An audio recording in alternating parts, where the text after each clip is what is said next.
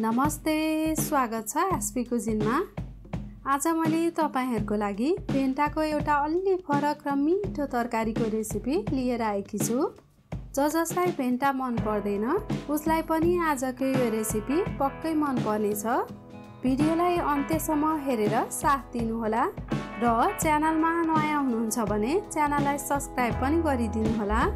आउनु सब ढिला नगरी यो रेसिपी बनाउन सुरु गरौँ।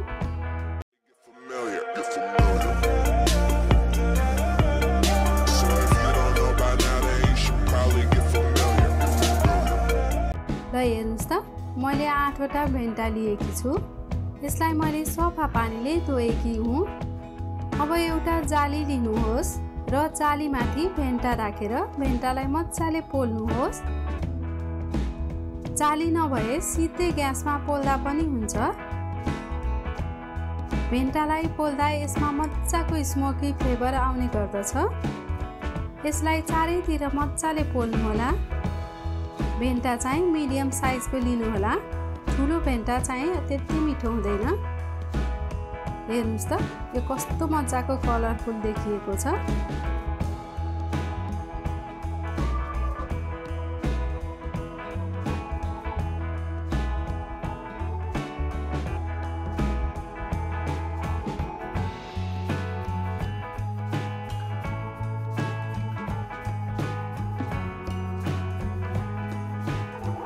र हेर्नुस् त, मैले सबै भेन्टालाई मजाले पोलिसकेकी छु।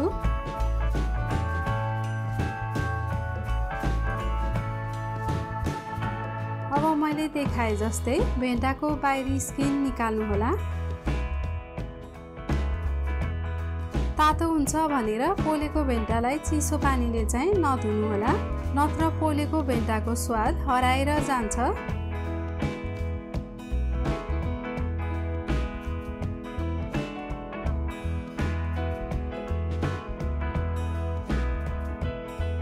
ल हेर्नुस् त, मैले सबै भेन्टाको स्किन निकालिसकेकी छु। अब चाहिँ भेन्टालाई यसरी रफली चप गर्नु होला। तपाईलाई मन पर्छ भने भेन्टाको यो भेट्नलाई पनि युज गर्न सक्नुहुन्छ। अब एउटा भाँडामा तेल तताउन बसाल्नुहोस्। तेल तातिसकेपछि अब यसमा जिरा पुर्याउनुहोस्। जिरा पुरिसकेपछि अब यसमा चप गरेको प्याज पुर्याउनुहोस्।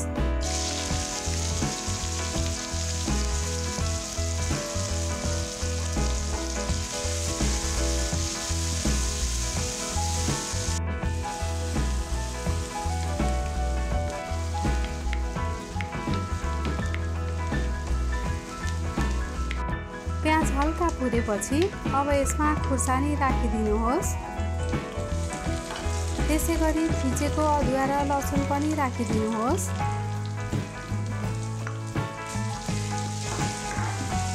अब यसको काँचो फ्लेभर नजाँदासम्म यसलाई चलाउनु होला र काँचो फ्लेभर गएपछि अब यसमा टमाटर राखेर फेरि चलाउनुहोस्।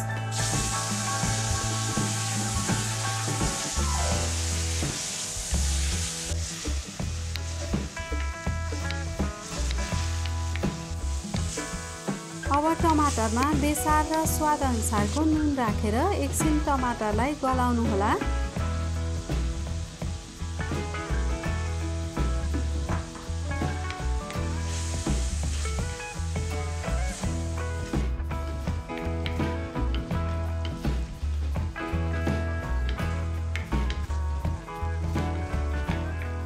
हेर्नुस् त, टमाटर गलिसकेको छ।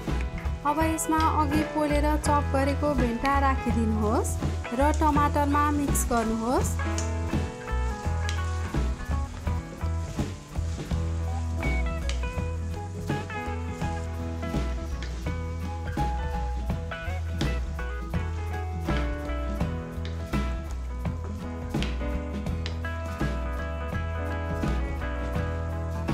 अब फ्लेभरको लागि यसमा धनियाको धुलो र गरम मसला राख्नुहोस् र फेरि मिक्स गर्नुहोस्।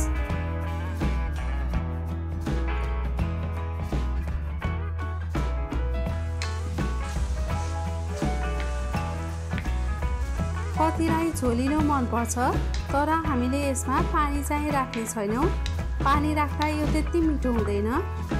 अब यसलाई हामीले 10 देखि 15 मिनेट जति स्लो हिटमा पकाउने छौँ।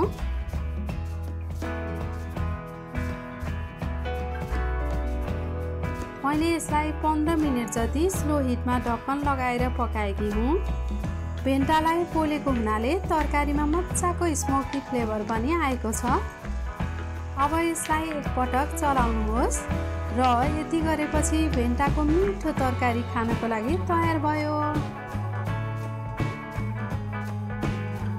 यो तरकारीलाई तपाईहरूले रोटी अथवा खानासँग खान सक्नुहुन्छ।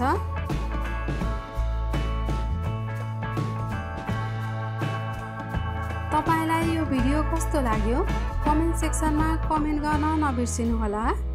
मेरो मेहनत मन परेमा भिडियोलाई लाइक पनि गरिदिनु होला र च्यानलमा नयाँ हुनुहुन्छ भने च्यानललाई सब्स्क्राइब गरी बेल आइकनमा क्लिक गरेर अलमा दबाउनु होला। धन्यवाद।